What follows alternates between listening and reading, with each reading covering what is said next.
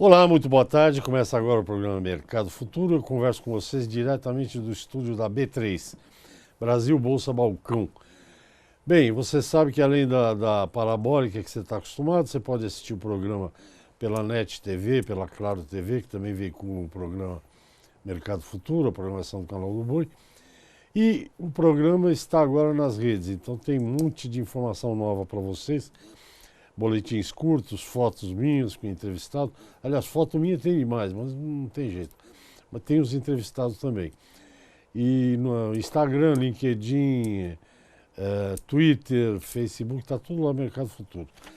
Vai lá, dá um like, né? Porque eu mereço, né? E aí eu fico contente, fico sorridente e tal. Bem, hoje, o programa de hoje é aquele programa geral. Eu gosto de trazer alguém que fale de mercado, que aí eu aprendo e fico. Depois eu repito para vocês, em outros dias mais adiante, as informações que eu vou pegar e entender aqui. Vamos falar de uma maneira geral das principais commodities, né? Acho que são as chamadas soft commodities. Milho, soja, boi, café, enfim. E se der tempo até de hortifruti, a gente conversa aqui. Meu entrevistado é analista da MB Agro. Você já o conhece, trata-se do César de Castro Alves, mineiro de boa cepa, grande comedor de queijo, como eu, que não sou mineiro, e de café também. Café, boa tarde, em primeiro lugar, boa tarde, obrigado pela sua presença. Vocês já me perguntaram o que era um bom café. Eu falei, bom, quando a gente toma um bom café, é que você sabe quando o café é ruim, né? Mas se você não tomar um bom, não é assim? É isso aí. Eu gosto de café, eu tomo café, mas tem uns que eu gosto, outros não gosto. Peguei um, evidentemente que eu não vou falar a marca, que eu tinha ganhado ao abrir lá. É um café super suave, mas muito suave, bom, gourmet e tal. Mas eu gosto um pouquinho mais encorpado, não gosto tão suave. Então café é assim, você escolhe pelo seu paladar. Vamos começar falando de café? Vamos sim. Então vamos lá, café não vai ser grandes notícias boas, né? Porque a gente sabe como é que tá, mas deixa o César ver a visão dele, vamos ver aí, como é que tá. É isso aí, Hash. Colheita começa A agora. colheita já está andando, né? O Conilon começa mais cedo aqui no Brasil, o Arábica também já está colhendo. Esse ano está muito desorganizada a colheita por causa das maturações lá nas floradas e os processos na planta foram tudo desencontrado, né? Então agora a colheita está aparecendo com muito café verde misturado com passa, com cereja, então vai ser um ano mais complicado para a qualidade. Mas acho que o que mais importante é a questão dos preços, né? Está muito pressionado, a gente está muito preocupado esse ano com o café, porque está só começando a colheita, os preços já estão num nível muito baixo em que ninguém ganha dinheiro, e a gente olha para frente e não consegue ver muito uma luz no fim do túnel, né? Porque o ano que vem o Brasil volta a colher uma safra alta, esse ano é uma safra baixa, é uma baixa que não resolve o problema, né? Tem muita produção do ano passado ainda estocada, a comercialização está um pouco atrasada e tem um outro volume grande de café esse ano. Então, assim, resumindo bastante, a gente vai ver uma exportação terminar agora em junho, referente aos 12 meses, de 40 milhões de sacas, é um recorde. E o ano que vem nós devemos ter 38, no pior cenário 36. E tem gente com números bem mais elevados, né, do que a Conab. A Conab fala em 51 milhões de sacas. Semana passada saiu o USDA, que é muito olhado pelo mercado, muito acreditado, com quase 60, né? 59, foi 60, revisaram um pouquinho ano passado para cima, foi 64, vem mais uns 60. Deu uma diferença com a Conab de quase 10 minutos. Quase Sabe? 10. O ano passado tinha igualado o número, né? Comentamos aqui e tal, depois de muito tempo, os números muito distantes, né? E esse ano afastou de novo, então é muito café. Me conta uma coisa, você tá com esse dado na cabeça? Eu não estou, que eu não olhei isso. Mas como está a posição em Nova York? Super vendida, da ordem de 60 mil contratos. Isso significa o que de café? Uma safra? Significa aí, olha, eu diria que deve ser umas 30 milhões de sacas, mais ou menos, né? Meia a posição safra. líquida vendida. Meia safra. Todo mundo acreditando que vai cair, né, com essa aposta. Então, tem que acontecer algum problema aí climático para mudar essa percepção. Então isso pode ser abruptamente, né, algum problema no mundo, não basta ser um probleminha, né, igual uma geadinha aqui e ali, igual aconteceu nos últimos anos, não resolve. E se não acontecer por essa via, vai acontecer pela via da redução do investimento, né? E aí é uma coisa mais longa, porque a planta é perene, os cafezais estão, agora nesse pré-colheita, é um momento perfeito de ver, assim, tanto que as lavouras estão bem nutridas, né? Chega a estar até azul o cafeeiro, novos cafés plantados, né? O pessoal investiu muito nos últimos anos e agora tem que esperar passar essa ressaca, né? E é meio que um problema que o Brasil que construiu, né? O problema entre aspas, acho que isso é normal, né? Preços bons durante uns anos, o pessoal investe, depois o preço cai. Isso não é nada de estranho. Mas o Brasil colocou só o ano passado 25% a mais em um ano de produção. E o Brasil é, sei lá, um terço do mundo, mais ou menos. Então é nós que criamos esse superávit, né? Você olhar a Colômbia, os países concorrentes, o Vietnã também, que colhe aí uns 30, eles cresceram marginalmente, cresceu 1 milhão de sacas, já é verdade que vem anos crescendo um pouquinho, mas o Brasil que entrou com uma safra muito grande o ano passado, e isso já desde o ano, os preços já vêm cedendo em função disso, e agora nós estamos lá embaixo, né? Então, se não tiver um problema climático, é possível que as lavouras não caiam de produção muito fortemente agora, porque você tem uma reserva de fertilizante no solo, os cafezais novos eles estão as variedades são muito mais produtivas, os produtores se tecnificaram, então é um momento agora de, vamos dizer assim, de ser muito criterioso aí com os investimentos e avaliar muito bem o que cortar, né? Porque algumas coisas não tem sentido, né, Resch? Mesmo com preço baixo, você cortar a adubação da planta, ela não vai responder depois. Agora, por outro lado, lavouras que eventualmente vão ter um ciclo menor no ano que vem, seria o momento de podar elas, né? No grosso do Brasil, ano que vem a safra é grande, mas tem gente, mesmo nas fazendas, que tem lavouras que estão no contrafluxo aí, né? Então seria a hora de esqueletar essas lavouras para ela não ter custo agora e o ano que vem também não tem colheita, mas aí depois no outro ano ela volta. Então é hora de racionalizar. Alguém me falou uma coisa, os meus amigos lá de Minas não gostam muito quando a gente fala isso, mas vai tentar comprar muda de café, tá difícil, né? O ano passado o plantio foi muito forte. No final do ano passado, nós estamos falando de 4, 5 meses atrás, né? A variação da área plantada foi 30% maior em Minas Gerais. Então, mesmo no final do ano passado, o produtor ainda está investindo. Você vê que tem uma... Agora não mais, mas eu diria assim que até 6 meses atrás tinha uma injeção de ânimo claramente no setor que estava meio já fora do momento, né? Agora o cafeicultor que é profissional, que está no jogo de maneira eficiente, ele vai plantar, vai renovar, vai continuar fazendo as renovações para esperar o próximo ciclo de alta. E agora ele se defende via produtividade, né? Eu não acabamos ainda do café, mas já tem intervalo. Eu converso com o César de Castro Alves, ele é da MB Agro, vocês conhecem, uma consultoria, e nós vamos num intervalo rápido e já estou de volta. Até já. Ok, aqui César de Castro Alves, da analista de mercado da MB Agro. Primeiro bloco falamos de café, mas ainda não terminei. Está tendo, só ouvir tua opinião, eu não sei se, não é colega teu, Celso Velho é agrônomo, né? Um dia eu perguntei para ele aqui, o pessoal do café está querendo que a saca, sei lá, seja negociada por 500, 600 reais. O Celso virou para mim e falou, o pessoal da OPEP também está querendo vender petróleo a 200, o barril, né? Querer não é poder nesse caso. O que eu quero te questionar é se você está acompanhando. Tem um movimento aí de cafeicultores, de governo, um deputado chamado Evair, não sei, desculpe, não sei o nome inteiro. Tem um lá do Espírito Santo, é esse aí. Estão falando em criar uma entidade dos produtores de café. Só para ouvir tua opinião, o que você acha disso? Olha, tem que combinar com os russos, né, Resch? Eu acho que a Colômbia veio com uma ideia também de tirar o café da Bolsa de Nova York, negociar. Agora, a verdade é o seguinte, café é uma commodity que demanda muita liquidez, né? Se você tirar a liquidez desse mercado e ir para os nichos mais específicos, será que isso vai ser necessariamente melhor, sendo que grande parte do mercado não tem aí não é café especial, é café commodity mesmo.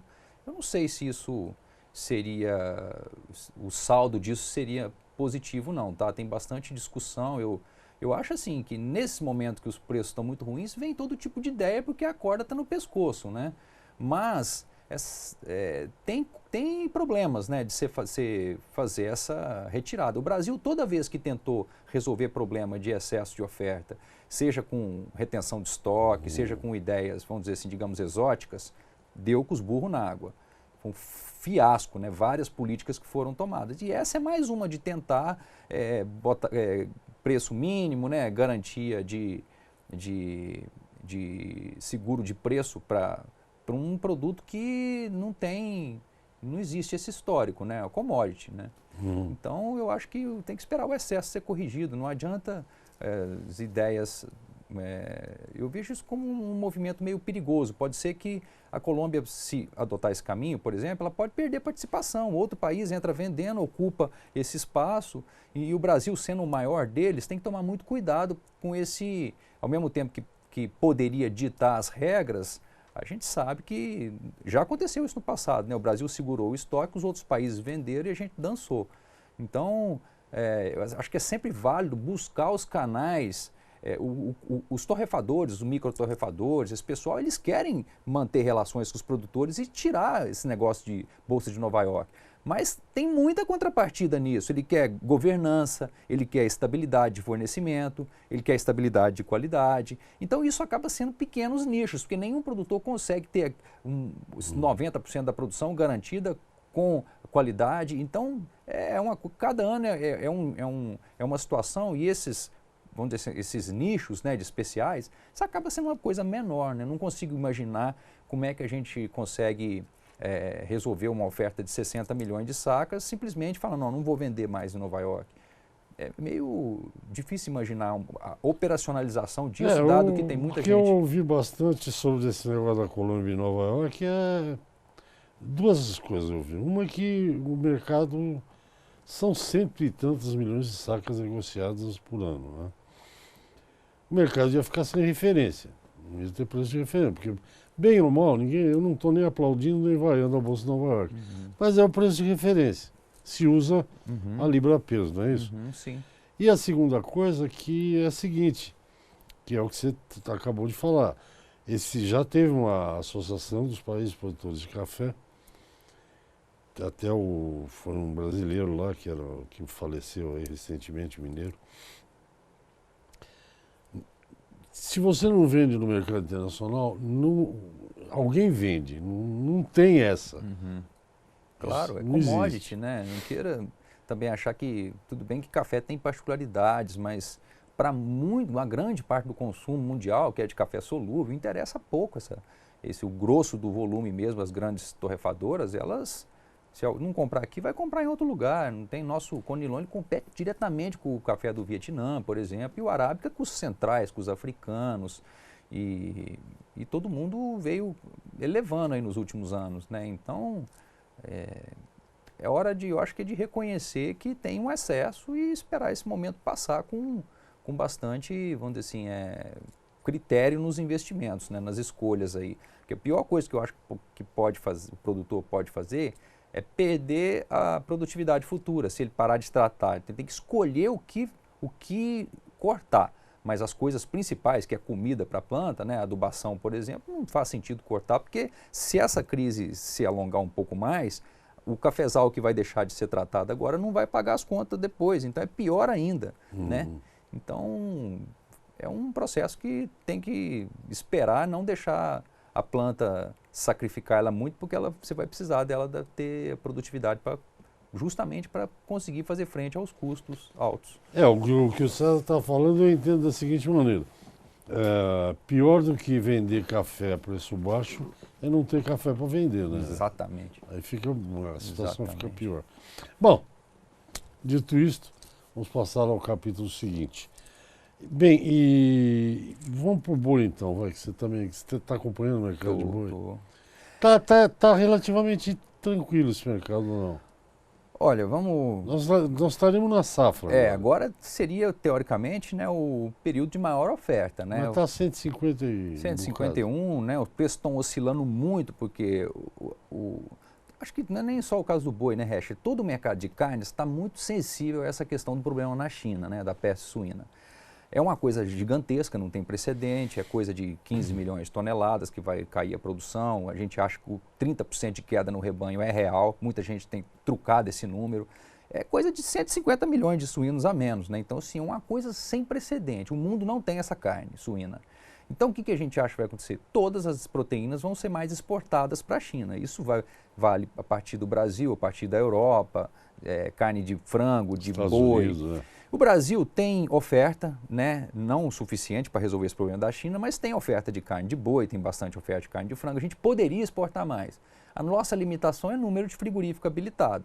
Então agora a ministra foi para lá, tentou colocar uma lista de 80 frigoríficos a mais, aparentemente eles queriam dar só 20, ficou uma coisa de vamos estudar. Em agosto parece que tem a visita do Bolsonaro e nós achamos que eles estão esperando, ganhando um pouco de tempo para fazer cobrar mais nessa negociação, né? Não entregar de graça tudo isso. Então, no começo do governo Bolsonaro, houve um certo não entendimento muito bem da vocação, da inclinação, da relação com a China. Isso está tudo meio em cima da mesa, ao mesmo tempo em que tem o problema deles com os americanos, né?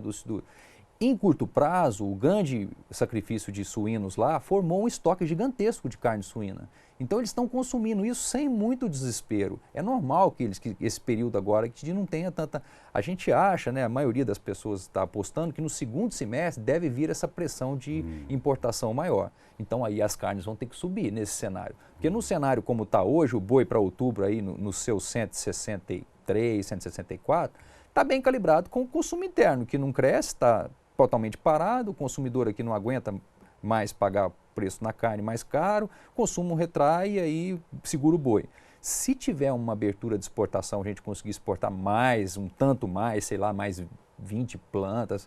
Hoje de bovino são, se não me engano, acho que 16 plantas, 35 de frango e 9 de suíno. Então nós estamos travados aí para aproveitar essa demanda da China. Então se essa coisa destravar, e a gente acha que vai acontecer, porque o problema é tão grande, e nós não somos os americanos, né, no sentido da relação com a China. Eles vão flexibilizar com a gente, vão tentar fazer um pouco de vista grossa e vão cobrar nessa troca, né? Não é só pera e pescado que eles querem, provavelmente vão querer mais facilidade aí para investir em infraestrutura.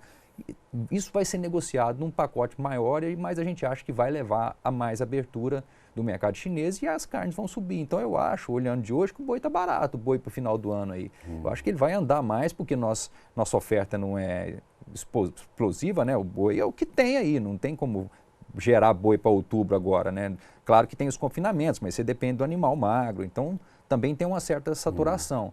E se a gente tiver mais demanda, então eu acho que a questão é o dólar no segundo semestre, por conta da reforma. O dólar depois do intervalo. Exato. Eu converso com o César de Castro Alves, o programa é ótimo, você que está passando rapidinho, não dá nem tempo de... Vamos ficar em 2, 3 produtos só. Vamos a um pequeno intervalo, eu volto já. Ok, estamos de volta. O César de Castro Alves é analista de mercados da MB Agro, está falando de alguns produtos, as perspectivas que ele está vendo aí para alguns produtos. E, claro, não vai dar para falar de todos, mas do que der a gente toca no assunto. Pelo que eu entendi, a proteína animal está com uma boa perspectiva, veremos. Né? Porque a China é a China, quando ela compra é muito, né? Bem, vamos falar de soja, dos grãos aí, soja e milho se der tempo. Milho parece que o Brasil vai ter uma safrinha enorme, né? Enorme, 70. E soja tá mais ou menos, mas vamos lá, vamos ouvir. Olha, aí é o seguinte, a história da China, o que é bom para carnes é ruim para soja, porque com menos suíno lá, eles vão ter que esmagar menos para alimentar menos porco. Então, precisa importar menos. Só que essa necessidade de importação, ela é menos que proporcional à queda da carne, porque grande parte da criação de suínos na China, fala-se em 40%, é fundo de quintal. Esse suíno já não come farelo de soja, ele come outros produtos, resto de cozinha. Aliás, é uma das razões porque a doença se espalhou. Então, a gente acha que a demanda de soja vai cair, mas ela vai ser menor aí. O número que a gente acha que tem trabalhado é 8 milhões de toneladas de soja a menos para a China esse ano, que a China vai precisar. Agora, como eles não estão comprando dos americanos e essa coisa não se resolve, eles têm recorrido mais ao Brasil. Então, a gente já tem menos soja esse ano porque a nossa safra deu quebra, né? Teve problema. Então, vamos exportar menos.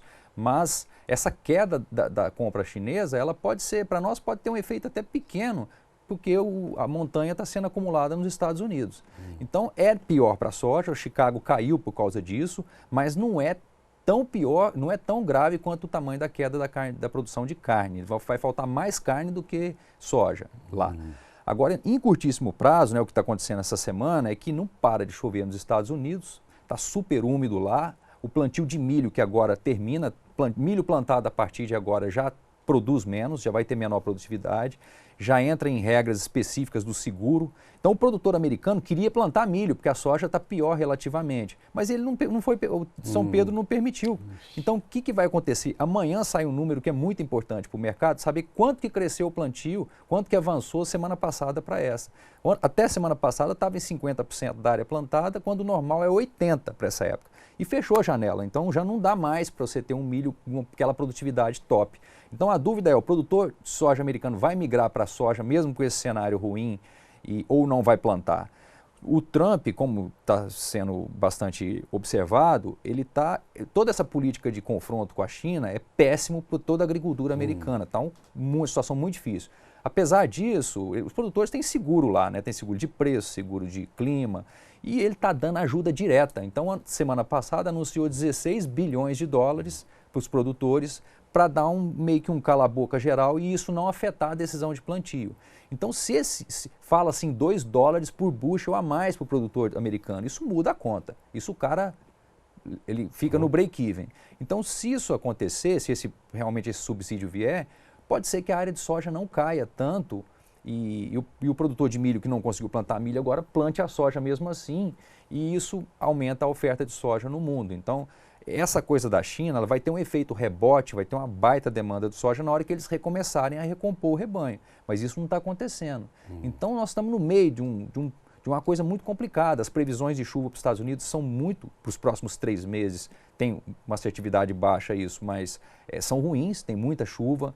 Então, nós estamos preocupados como é que vai ser esse final de plantio e o desenvolvimento dessa safra. Isso pode trazer alguma pressão para cima em Chicago, porque está muito complicado lá o processo. Agora, por outro lado, se dá uma estiada, os caras plantam e o clima vai bem, aí é Chicago para baixo e o preço da soja cairia muito mais. Aqui no Brasil, essa coisa do clima lá fez os prêmios subirem nas últimas semanas. O produtor de soja conseguiu, com câmbio de 4 e o prêmio de $1, vender soja melhor.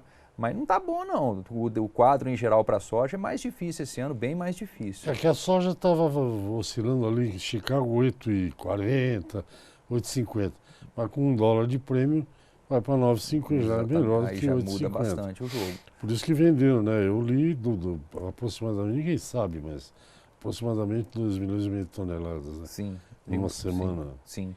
E o Brasil já exportou quase 20% a mais de soja esse ano, mesmo com o ano vai ser menor. Nós vamos ter menos soja para exportar, mas está andando a 1.000 por hora, né? 17% cresceu por conta que eles não estão comprando dos americanos, né? Então a gente ainda está sendo beneficiado por esse atrito deles. Mas alguma coisa vai rolar, porque os americanos estão estocados de soja, né? Muito, muito.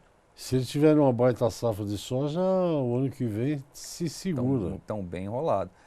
Agora, a coisa é muito distorcida lá, né? Você tem subsídio e você tem muitos outros produtos. Essa guerra com a China é uma coisa muito maior do que só o mercado de soja, né? Então, é impossível ler o Trump, né? Entender ele.